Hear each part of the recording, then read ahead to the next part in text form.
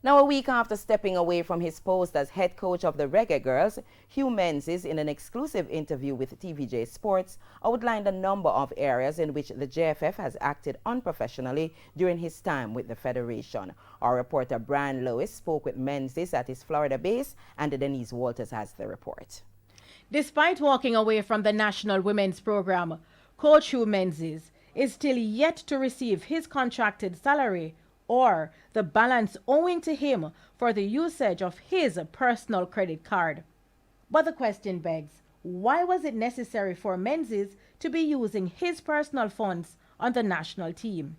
Well, speaking from his Orlando base, Menzies says he did it to save the JFF the embarrassment while on tour. It was surprisingly that things weren't taken care of, and obviously I had to step up and be the bearer of it. The players were nicknaming me ATM, it's just the way it was.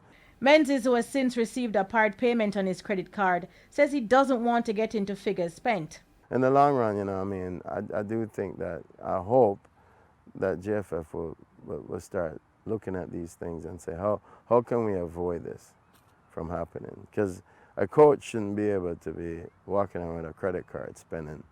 That's not, it's like interviewing for the job now. You're gonna say, how is your credit line? Do you have, that shouldn't be the answer. Menzies says he also had to pay for hotel rooms during their World Cup preparation in Lyon, France. FIFA pays for most of when the World Cup starts, but our prep money, yeah, we had to help with that. You paid that? Well, yeah, hopefully to get reimbursed, yeah. And they paid me a percentage of that. If we were to look at that, they've paid me that. If we look at other things, they haven't paid. So, it's a portion that I've been reimbursed. And when the World Cup got underway, the JFF only provided playing kit for the girls. There were no training kit or kit for the coaching staff. Again, Menzies came to the rescue.